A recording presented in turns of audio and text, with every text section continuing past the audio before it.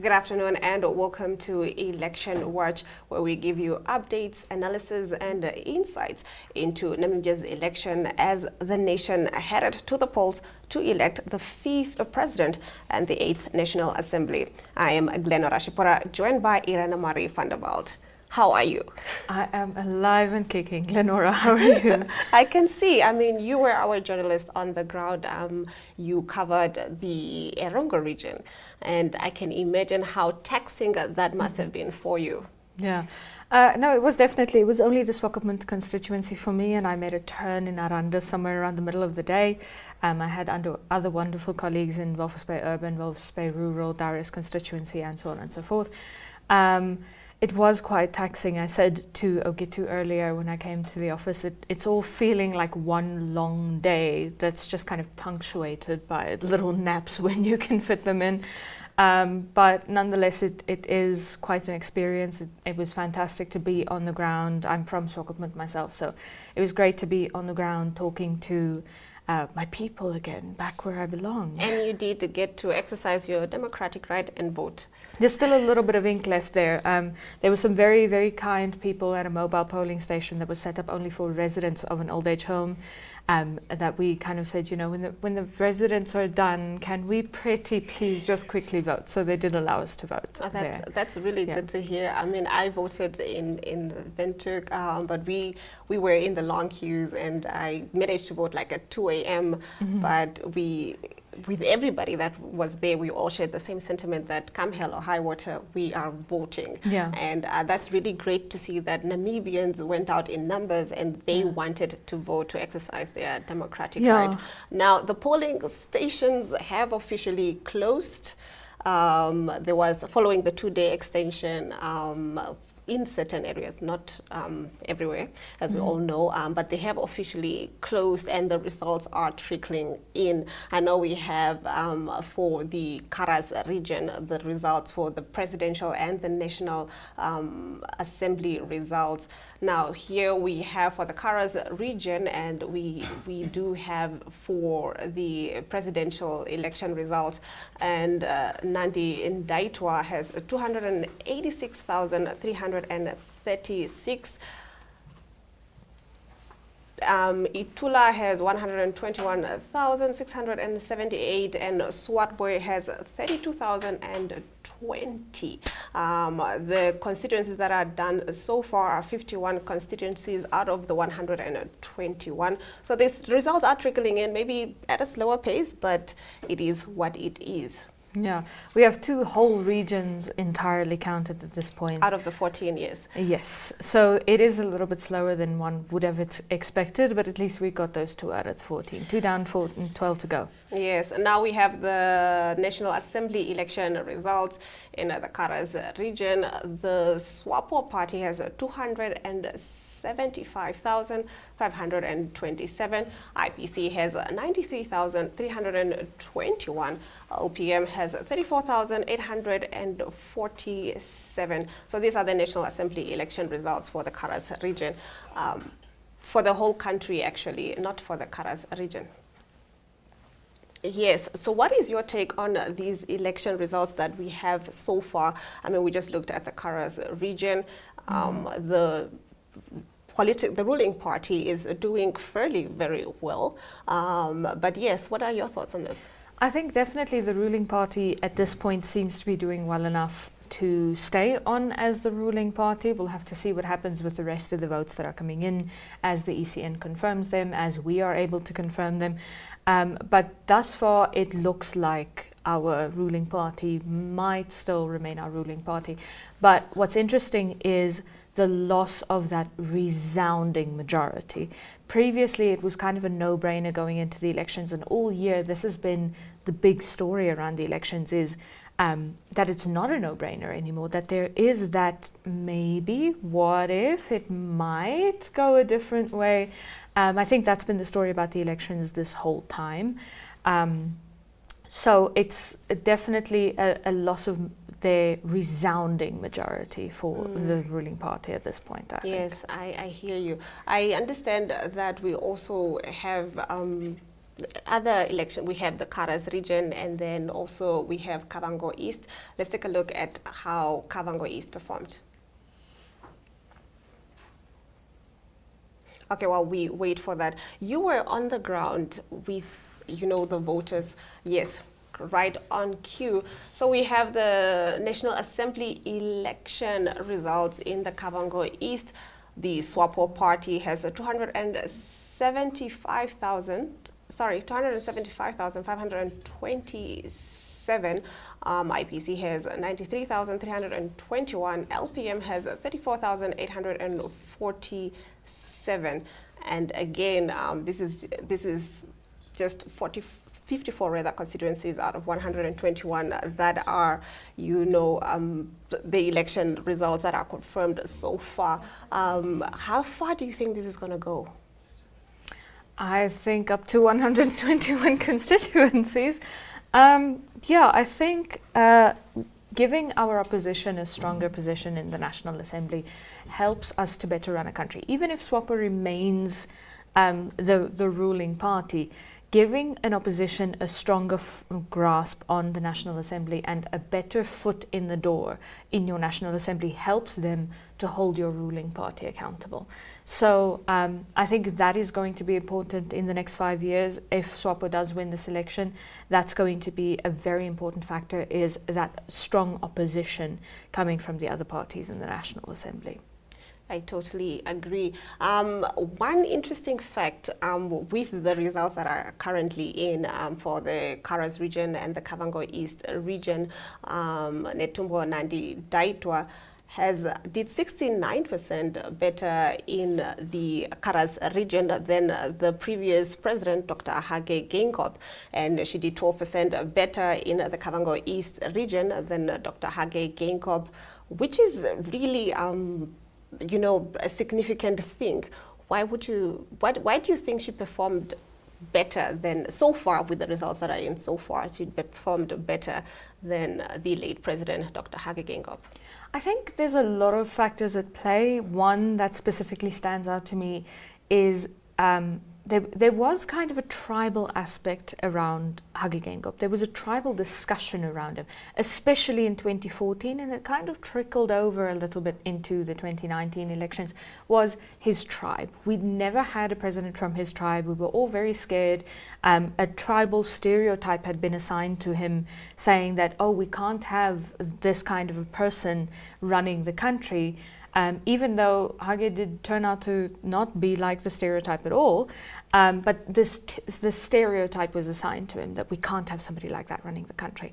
And we haven't had really had discussions around Netumbo Nandi-Ndaitwah's tribe, around her cultural But we have background. had some concerns raised that some people would have a more traditional view of leadership, and that a woman in power versus a man.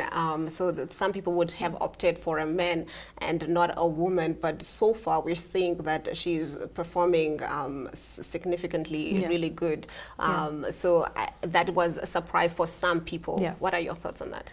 I think it is novelty to quite some extent, and there is a lot of loyalty toward the SWAPO party, and whoever is going to stand for SWAPO is inherently going to get that loyalty, when it comes to the presidential ballot as well. So I think there's a resounding loyalty toward the party that is now trickling down onto Netumbo Nandi-Ndaitwah, and then the prospect of her being the first female president of Namibia. I think a lot of people who are not loyal to SWAPO would have voted for a woman, for the prospect of seeing a woman leading the country. It's just a novelty. It makes you stand out. Exactly. And fun fact, if she does become the president, she'll be the second female president in Africa, that is, following Samia Suluhu Hassan. So yesterday, I know you were at the ECN, where they were announcing some of the results. So before we get into that, let's take a look at Elizabeth's take on yesterday's ECN results announcements. My question is not necessarily related to the results, but it's with regards to the handling of the ballot papers as they have been transported back to wherever they need to be stored. We because we have received reports of a ballot box that was exchanged at Vika station in the afternoon in Windhoek today. So I just wanted to understand, what are the procedures when handling the ballot papers? Are they supposed to be escorted by police, or is it just civilians, the driver and maybe the returning officer? That's the question I have. Thank you for the question. All right, next question. My name is Ricardo Apola, I'm a freelance journalist. I just wanted to ask, has voting stopped? The information we got was that the polling stations will close at 9 o'clock, so has voting stopped or is voting still going on?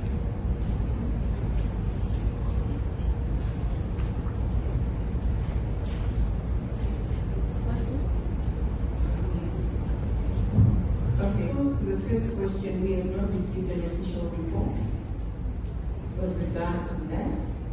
But in terms of our procedures, there must always be police escort. Secondly, voting has stopped. Polling stations have closed.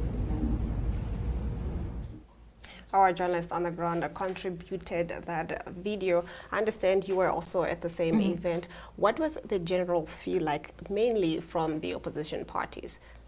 I think that was around 11:30 at night, so I think everyone was a little bit tired. It was a lot more quiet and a lot more calm than I expected going in there.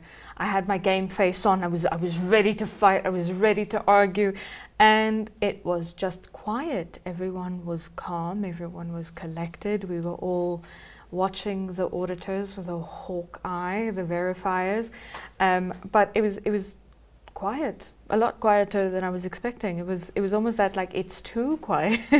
Where is everybody? I mean, the Friday afternoon did see a lot of commotion at the ECN. Was it Friday or Thursday? Yes, we did see that there was a lot of unhappiness, but it's good to hear that you say people were calm and were just eagerly waiting. Maybe they for the were just results. too tired. Maybe they were also just too tired to put up a fight. But I think there's also, I don't know if it has been like that throughout the entire electoral process thus far, but there was a very strong police presence and very strict, searching your bag and patting you down and everything. So I think that also puts you in a mindset that I can't try anything here because there will be ramifications if I try something, So maybe that also has an effect on it. Now, getting back to your coverage in the Erongo region, I know you were just in the Swakopmund constituency and maybe you made a turn in Arandes. What was the general feel like of the voters that were queuing up? I think voters were disgruntled. I think a lot of them, every polling station I got to, I spoke to the person in the front of the line just to gauge roughly how long voters are waiting in the queue, because obviously you ask the last person, they tell you I got you 20 minutes ago, but you can't do anything with that information. So I asked the people in the front of the queue how long they'd been waiting, whether there had been any issues, and many of them had been waiting in excess of 10, 12 hours. And obviously those in the line were saying, yeah, we're going to vote, no matter if I stand here until tomorrow afternoon at 5. But then you're only talking to a specific group of people. You're not talking to the people who have left the line. You have no idea whether people have left the line because they're waiting too long. You have no idea whether, there was an issue, an altercation, and that specific group of people left. But the people who were in the line were very, very, very adamant. They are going to vote, they are going to have their voices heard. But there were places in Swakopmund where when the polls closed at 9 p.m, I spoke with the group in the front of the line and they said they'd been there since 7 in the morning. So wow. There were very, very long waits and just an overall sense from voters that there just wasn't enough polling stations to deal with this amount of voters. Were the polling officials very accommodating of you as a journalist? Were you well accommodated? Were you allowed to talk to people? Could you be a journalist? I think any journalist in elections know that there's one or two that act like they're the god of Mandesa. You're always going to get that. I don't think we were ever restricted from entering a polling station. We were never restricted from taking photos, from talking to an official. There were a couple who didn't want to talk on video, but you roll with the punches. But there was never information, I think, withheld from us. I think at the collation center, there was a moment where we as the media were, quote unquote, released from the collation center while a recount was taking place. And then the party agents for that party were allowed to observe the recount. So most of them were happy with the recount, but it was just really that one moment where we had a bit of a run-in. And you guys were not allowed to be there when they were having the recount. Yeah. Yes. Well, it's good to hear that you at least had access and you could, be a journalist and report on the ground. Did you witness any protests or notable political activity during that time? No, actually, I was expecting a very strong, marching through the streets, yelling out the party's name, whatever. None of that happened. Very few people wore party regalia to the polling stations. In Walvis Bay, I know we reported that there were parties who were putting up flags too close to the polling stations. There's rules as to how far from a polling station you have to put up your flags. I think it's within 500 meters. So we had that in Walvis Bay, but in Swakopmund, everything was calm. And I must give a shout out to the polling station at Meduleto Community Hall. Leslie Kashangwa was the presiding officer there.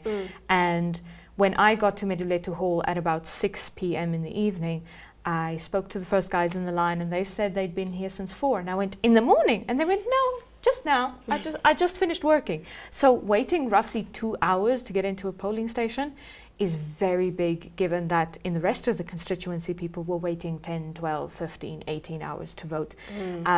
So the average was roughly 7 hours from what I gathered. A lot of people on social media went out to, I waited 12, 13, and the average was roughly 7 hours. So that's really, I guess, a positive to say. These elections particularly, have been marred with a lot of irregularities, a lot of complaints. Some people didn't get to vote. There was a 2-day extension from Friday to Saturday. But then again, not all constituencies or the whole of Namibia was able to partake in the extension. For instance, in the Erongo region, where people also experience long queues and malfunctions, equipment malfunctions, ballot papers running out, and so forth. So some people couldn't vote, but there was no extension for the Erongo region. What was the general feel like for the people that side who couldn't vote? Upset. That's all. People were calling me, people were stopping me in the street saying, I just saw you on TV. You need to talk to these people. We want polling stations. I think people in the Erongo region were very, very upset. There were places in the Erongo region that did run out of ballots. There were places in the Erongo region where the tablets weren't working. Basically, every polling station I spoke to had the tablet not working for some period of time. At the Coastal High School polling station in Swakopmund, they had to periodically just restart the tablet because it would just stop. And there was Plaza Meer, where I think upwards in excess of 4 hours the tablet wasn't working. So there were issues in Erongo, and that's where I think there should have been a clear directive on to what extent is an issue just an oopsie, and to what extent is it something that we need to actively work to fix and actively work to correct. Yes. Would you say that the Electoral Act itself needs to have provisions in place for the next elections, like we're seeing now? Like you said, people in the Erongo region, in numerous places, could not vote because of all these issues that were experienced, and yet I don't know if there is somewhere in the Act that says everybody, if there's an extension, everybody needs to have the same access, or is it at the discretion of the EC? ECN. What's your take on this? At this point, the IPC is saying that the extension in and of itself was unconstitutional. Whether it would have been nationwide or not, the extension in and of itself, the IPC is saying, was unconstitutional. But I think our electoral act, and this is just my opinion, like many other acts in this country, it's a very optimistic act. It's a very putting out the day-to-day process when everything is fine and well. But I think acts should make provision for when things are not fine and well. How do you deal with that? Something like an electoral act, there's a lot of nuance in an election. For example, you can talk about election rigging like ballot stuffing, which is adding ballot papers that vote for your party to a box. You can talk about that. But ballot stuffing is a very, very hard way to rig an election. There's a lot of manpower involved. A lot of people need to keep your secret. Yes. A lot of people need to be bribed. And you mentioned all the political parties also has observers at all Exactly. polling stations. So it's really hard to do ballot stuffing. Something like voter suppression, for example, is a lot easier because it can't really be pinpointed to you. It can't really, you can't really say there was a deliberate attempt to suppress the vote, right? On that note, let me read to you some of the statements that the political parties put out regarding the ECN's conduct of these elections. Now, you did mention the IPC, so I'm going to start out with them. The president of the Independent Patriots for Change, Panduleni Itula, says the party will not under any circumstances recognize the outcome of the 2024 presidential and National Assembly elections, regardless of whether the IPC wins the elections or not. Now, at a press conference yesterday in Windhoek, Itula, not yesterday, sorry, it was yesterday. Yes, actually. Itula said the rule of law has been grossly violated. The IPC will seek to have the election results nullified and advocate for Namibians to get another chance to vote. Now, the Landless People's Movement, LPM, says Namibians must decide what needs to be done to deal with the raping of the democracy. LPM leader Bernardo Swadbwe on Saturday accused Zimbabwean ruling party ZANU-PF of rigging and influencing Namibia's elections. Swadbwe, at a press briefing, said Zimbabwe's elections were run the same way as Namibia's current extended voting days. Now, I'm moving on to what Job Amupanda posted on his social media. He says, for 1.4 million people, ECN-PF had allocated 1 day on the 27th of November 2024 for an undisclosed number. 2 days are allocated and announced at night. We political parties are not even notified and only saw on social media during a presser only attended by, this is his words, by the corrupt NPC. There need to be party agents, a process that requires prescribed forms. Party agents need to be transported, fed, etc. between now and 7. This was on Friday now that he was posting this. How is this supposed to be done? On the 27th of November was a public holiday and we didn't even know what will happen. Now it's almost 9 p.m. and apparently voting will occur at 7 a.m. How and why did they choose only those voting stations?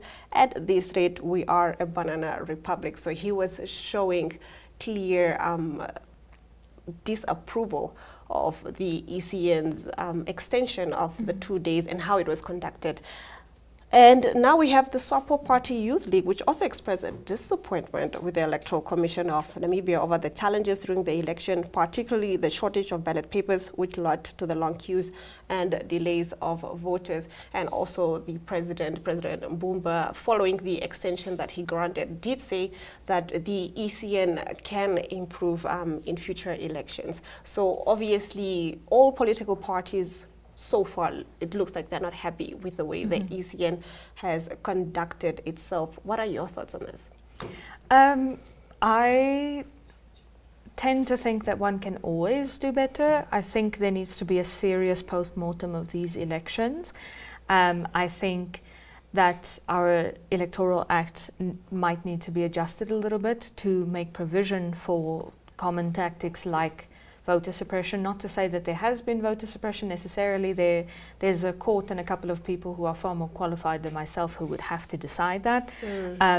But I think any good electoral act should make provision for common tactics that are used in voter suppression. For example, making sure that there are enough polling stations per number of registered voters. Having an idea of how many registered voters one specific polling station can process, and then making sure that there are enough polling stations for all registered voters to vote. Because obviously your number of registered voters who actually show up will be more when your wait is shorter. Yes, totally true. Now, I do understand that in the Oshana region, there was some chaos that ensued at one of the polling stations where some people felt that the ruling party was bringing in buses of people who were Angolians, and so there was a lot going on, and it was also on social media. So there's chaos right now because people are not happy with how everything is being conducted. So we have two videos from the Oshana region from Tuyemo Haidula, one of our correspondents on the ground.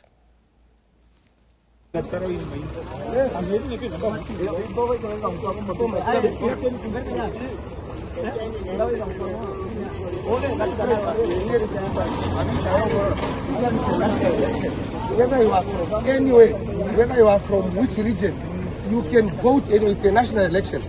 Why are you prohibiting people to vote? Yes, yes. No, I came here 3 times. These idiots, they are stopping our people to vote. Yes, yes. My friend, our people have to vote.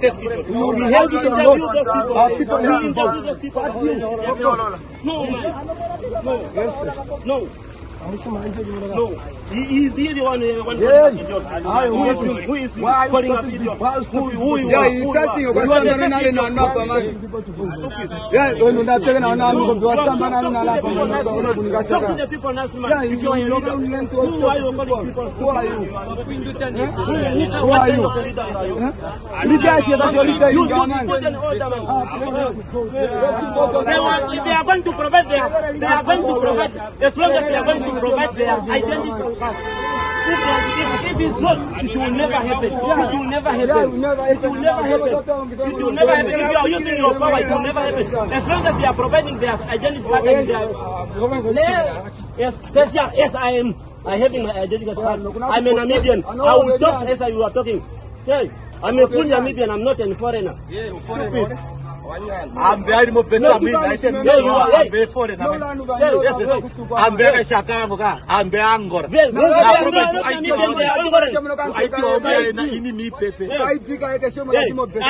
have been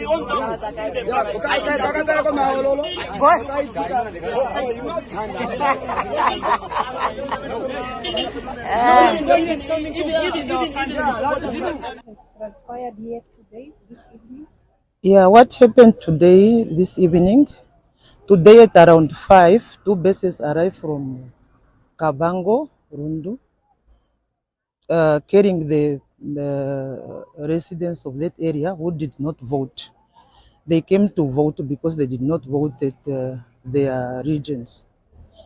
And when the other political parties observe these buses, they call other political parties and they come in a group. And they were preventing these people to vote. They claim that they are Angolians, they don't have cards and so on. The police was summoned, we come on time. And when we come, we try to talk to the leaders of some political parties. And by that time, the bases, they left the place. But some of the people did not vote, but they did not go far. They were just at the 7th station waiting for the police maybe to calm the situation. Yeah, they claim that the people are not from this region. We explained to them very well that the general election, a person can vote anywhere in Namibia, as long as he has documents and the authority to vote, they can vote. Yeah, they claim, and we talked to some leaders and they calm the situation. Later on, the bases come back. When they come back, the group started again. Then we call the manpower to control the group. But now, as we are speaking now, the people, they are voting. There is no problem. The people who were preventing the group, they are now left the gate of the center, I mean the polling station. Everything is okay now. They are voting. I hope they will finish soon and go back. That was the police head of crime prevention, Deputy Commissioner Elizabeth Nashandi, who explained that the situation is calm and that the voters were allowed to vote at the Ebulu local polling station in Oshakati East after a commotion had broke out at the polling station when angry opposition party members prevented the people from voting after the arrival of 2 buses from Kavango regions, accusing them of being Angolan nationals given voter cards by the ruling SWAPO party. Of course, like we mentioned before, there is a lot of commotion around this year's election, and there's a lot of dissatisfaction, particularly from the opposition parties, but mainly just dissatisfaction with the ECN from all stakeholders involved. And like you said, you mentioned that voter suppression is a component of rigging. Not that we're saying that's what's happening, but it is a component of rigging. And like we just witnessed now, there's now all these rumors circulating that the ruling party was bringing in foreign nationals into the country to vote. Of course, very concerning allegations. Before we get into these, I understand that the Windhoek East constituency 2024 National Assembly results are in. The IPC has 8,293, AR has 3,489, RP has 1,300, SWAPO party has 7,242, PDM has 1,138. I'm just going to read 5 of them, the 5 top, and the Windhoek East total votes was 23,717. What are your thoughts on this? On the Windhoek East? Yeah. It looks, I think, as I would have expected for Windhoek East. Yeah. I mean, the opposition parties looks like they are doing fairly very well in the Windhoek East constituency, with IPC at number 1, AR at 2nd, RP at the 3rd, and SWAPO is 4th. SWAPO has more votes than AR. Oh, actually, yeah. So SWAPO is currently second. Actually, yes. So that does not seem to be in any particular order. Yeah. SWAPO but it does second. look like IPC is actually leading in the Windhoek East constituency, and then followed by SWAPO. Yes. And then following the presidential votes, Itula has 10,919. Mupanda has 968, Maj has 913, Nandi Daitwa has 9,102, and Venani has 866. So these are just the 5 that are there. Of the total votes, it's 23,766, and Itula is leading with 10,919, followed by Nandi Daitwa with 9,102. So again, the IPC leaders, the IPC president, Dr. Itula, and the president for the SWAPO party seem to be neck and neck in the Windhoek East constituency, and also in terms of the National Assembly election results. So there's a fair chance of the opposition and the ruling party being, you know, just quite close, very close. What are your thoughts on this? The fact that the opposition party is fairly doing very well in Windhoek, or the Windhoek East constituency so far? Like I said, it's just good for democracy, you know. A democracy doesn't really reach maturity until there's been at least 3 changes in power. Obviously, we don't have one, but a strong opposition and giving your opposition a strong presence is good for democracy, because it helps them to hold the ruling party accountable. So it's not necessarily that, you know, the only way that you can make things better in Namibia is by booting out the bad guys, not saying SWAPO are bad guys. But that's not the only way that you can change things if you don't. So the things top if you don't three, like the sorry norm. to stop you, the top three in the National Assembly results coming from 54 constituencies that are counted so far out of the 121. SWAPO so far has 275,527. The IPC has 93,321 and the LPM has 34,847. I guess this is, like you said, it's good for democracy. I think the last election, the official opposition was PDM. But now we're seeing that IPC is leading with the election results that we have so far. Any thoughts on that? I think it was quite expected that IPC was going to come in with quite a punch. Dr. Itula was a very notable candidate in the previous election, so definitely he was not somebody we're going to overlook, and especially when you add him into a party. Last time he was not with the IPC. So adding him into a party, and last time even the IPC had a very strong, grasp, especially in Irongo region where I was stationed last time around. Even though they weren't really official yet, they already had a very strong supporter base. So to put those two together, I think was always going to... Was the magic that we are seeing that they are now, the official opposition party, granted the 54 constituencies that have been counted thus far.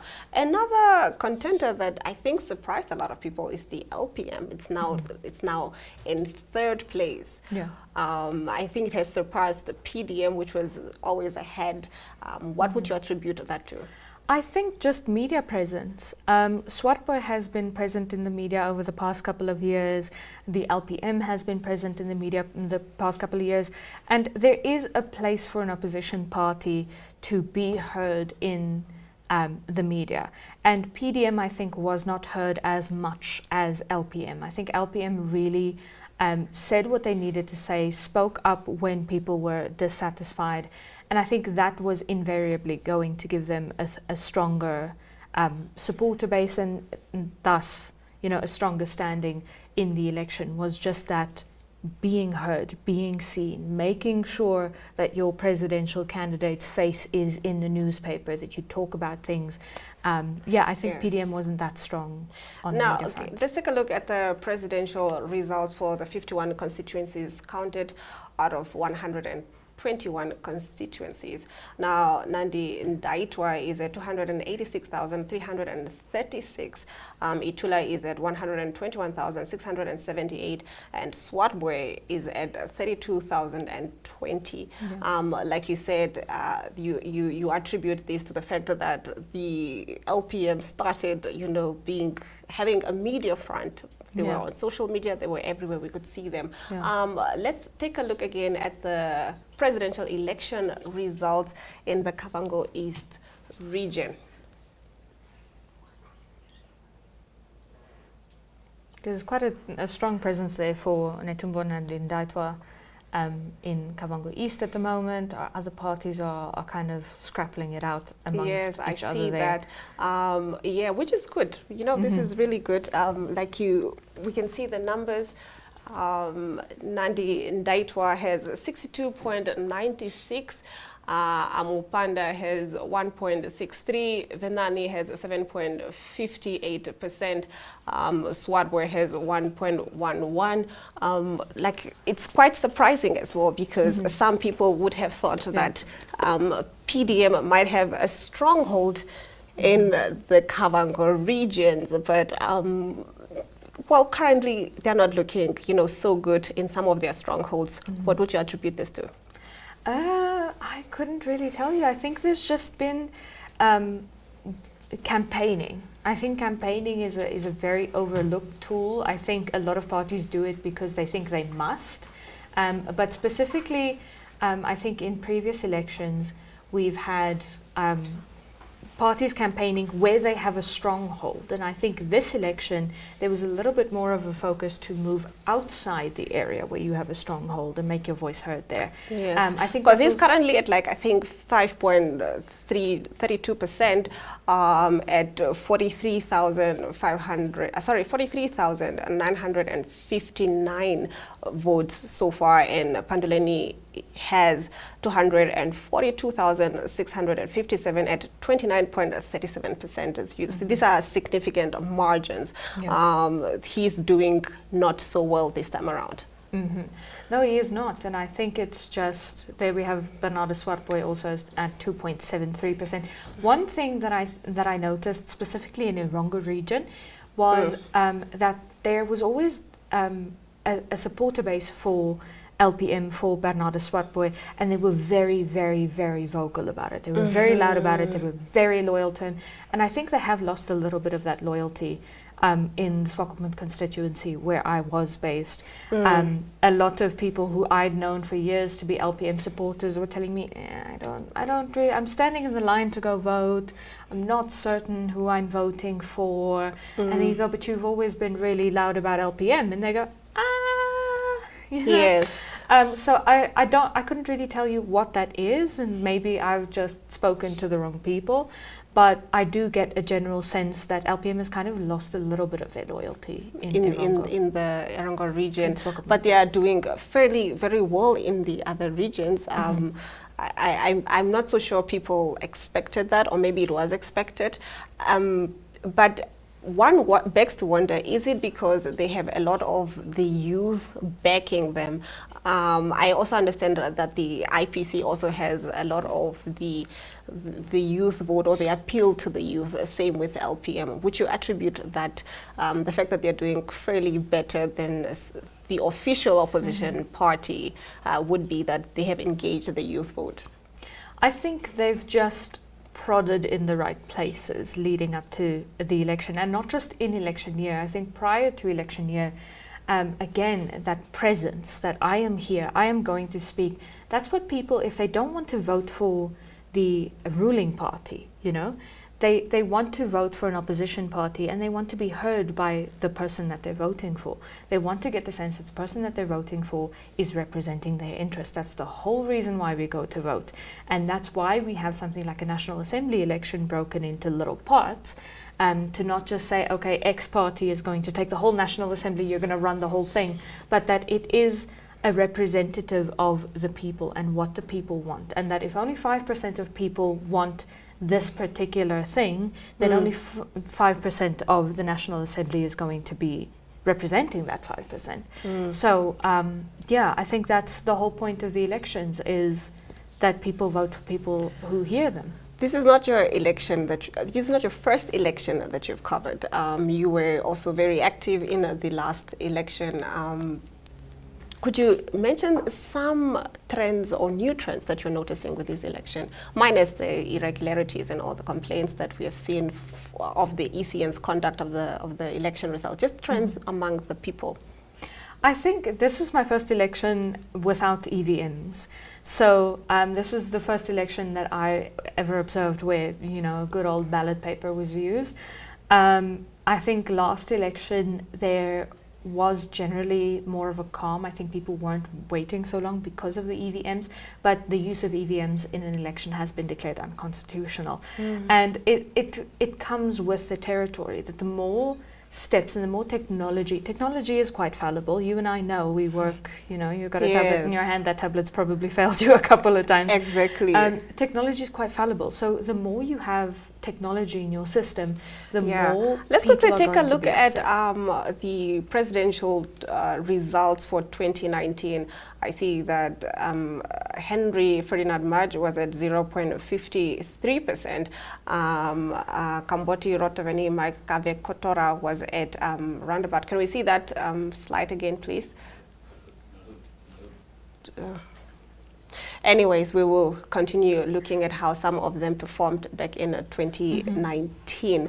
Like you were saying, like we need to have strong institutions in place, or to have a strong democracy. We need to have representative of every part of Namibia, you know, at the table, at the decision-making table. And like you're saying, we're seeing new trends now. I mean, even in parties that people are voting for, or that the official opposition is set to be. Do you get what I'm saying? A lot of people are moving away from PDM with the results so far as the official opposition, and you are attributing it to all the changes that some people are just like, we've been with this party for so long, and we would rather, you know, vote for someone else.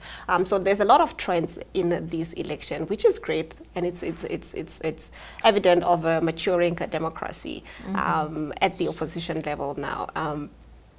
Like you did mention that I did mention actually that some of these political parties, like the LPM, IPC, have the youth backing, or at least they appeal to the youth backing. What is your take on AR? It's also not doing so bad this time around. What's your take on them? They were also very appealing to the youth when they initially were started out.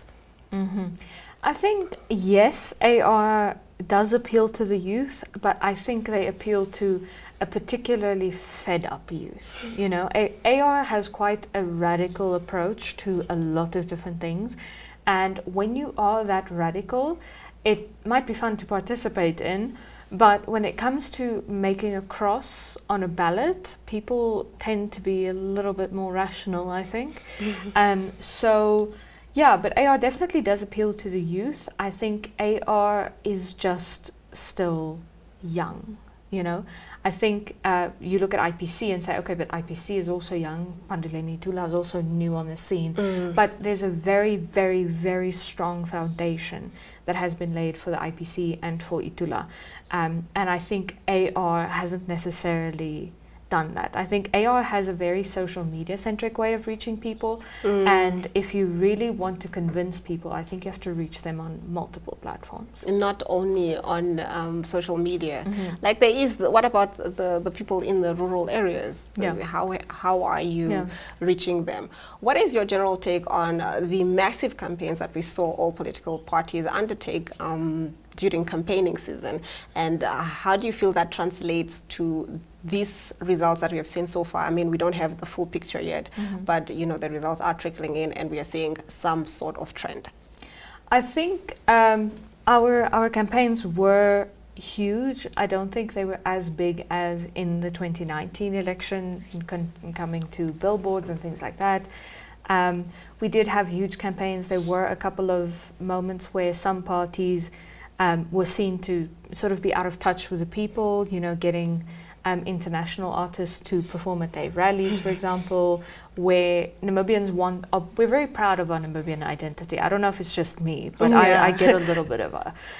So I think that kind of puts you out of touch a little bit with the Namibian people. There are Namibian artists that Namibians love. Namibians are very loyal to their artists.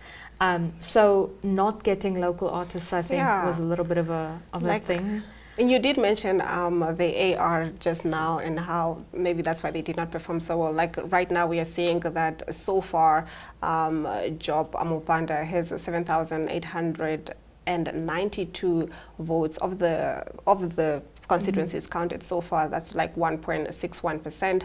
Bernardus Swartboy is at 6.53%, 6.53%, and he's at 32,020. Like you said, the margins are really big. And perhaps that's also the campaign strategy that you're talking about. Like if you can't reach everybody, how do you expect them to vote for you? Because the thing is, if you only reach people on social media, it's easy for them to turn you off. You know, they just exit the app, put down their phone, read a book, maybe go see their friends. We also see that Hendrik Hoabeb, I think he's also not as popular, but he's at like 1.26%, so that's like 6,196. So all these other parties are trying, I mean, and presidential candidates are trying, you know, to have a seat at the table, or you know, to be elected, and it goes back to the campaign strategies. What did you put in place? like you mentioned. Yeah, I think you need to reach people on as many different platforms as possible. Not necessarily just put a lot of stuff on one platform. I think people need to see you when they're in the car on the way to go see their friends. People need to see you when they open the newspaper. People need to see you when they open social media. There should not be a possibility that they can turn you and your message off, but at the same time, I think there is also such a thing as an overbearing message, as irritating people with your message. So I think, just putting it there and saying, listen, I'm not necessarily so desperate for your vote, but this is my message, by the way. I'd like to do this for you. Will you let me? Will you vote for me to let me do this for you? Exactly. Because otherwise you just irritate people, and then they look at the ballot and they get a little bit of a headache when they look at your face on the ballot. Yes. Going back to the ballot boxes, and I'm not quoting everybody, I'm just quoting some people that I know that said they waited in the long queues, and when it came to the actual voting, they were like, I was so tired. I'm not even so sure I know who I voted for. Yeah. What would you say that long queues is also a factor in proper decision making? Yes, like by the time you get to the ballot box, you're hungry, you're tired, whatever, dehydrated and so forth, that you are not necessarily, going to tick where you thought you were going to tick. I think also for our polling officials, that's something I saw a lot of exhaustion in those people's faces. Same with where I voted, yeah. And then it all has to be counted, and then there's one party agent who's so tired, he's not properly following, and it has to be recounted, and as it gets recounted, everybody just gets more and more and more tired. And this is a numbers game. This is maths. This is very serious, holding on to various moving parts, 19 of them to be specific, and knowing how those numbers come together, and they have to come together perfectly, otherwise you're wrong. Otherwise you're wrong, yes, correct. Which is, like I said, sometimes can be concerning. So we do understand that Nandi Ndaitwa is at 58%, whereas the political party SWAPO is at 55%. So she's doing better than the party. Do you attribute to this that she's a new leader, a different face, she's a woman, or what? We are seeing this trend where she's doing really, really way better than the political party. Where you can see with Itula, he's at 24.81%. He's also still doing better than the party, and the party itself is like at 18.70%. I think just novelty. I think people knowing your name, knowing your face. Netumbo Nandi-Ndaitwah, there was a lot of talk about her being a woman. There was a lot of talk about her fainting. There was a lot of talk about, the new leader, the new face of SWAPO. There was also that special congress where her name was floated in there. There was talk about Nandi Ndaitwah. There was talk about Itula as well. It happened in the last elections. That's why I feel he did fairly well in the last They built such election. a strong foundation for him. And this time around, once again, people were talking about him. IPC, Panduleni Itula, those were the names that were floated. like we're saying, he's also more popular than the party. So do you think people associate more with the face than with the party? I do think so. Yes, because remember, these people are the face of the party. So there is a loyalty to the party. In the case of, for example, SWAPO, it's a truth universally accepted. There's an extreme loyalty toward the SWAPO party, especially among older generations. But then you also have some people who are leaving their party because they particularly like this candidate, because this candidate is the face of the party. So they earn votes for the party and for themselves simultaneously by just having a face. I see what you mean. So, for instance, some concerns were around like the NEFF. We have associated with Michael Amushelelo, but he's not necessarily the president of the party. So when people went to the polling stations and they're like, who is this person? Yes, exactly. So is it important to align the face and make that face the president to the political party for the success of the party? I would think so, yes. I mean, when I tell you AR, who do you see? Jomo Mpanda. Exactly. You see his billboard. Yes. You see, exactly. Yeah. Same with if I tell you SWAPO right now, you think Netumbo Nandi-Ndaitwah. Yes. You think IPC, you immediately see Panduleni Tula. So I think it is important to align in that way. But then it also, I think, is important for people when they have a loyalty to, for example, a face like Michael Amushalelo, they will invariably vote for your party because they have this loyalty toward the party because and that association with Michael Amushalelo. And then at the same time, your presidential candidate can add another demographic into the mix. But I think when you are so strongly in line with one person's face and one person's brand, I think it is very important that that face also appears on the ballot. Yeah, because most people don't like to think too much. We waited in a long queue. I was looking for Michael Amushalelo. I don't see him as a presidential candidate. So things like that can affect.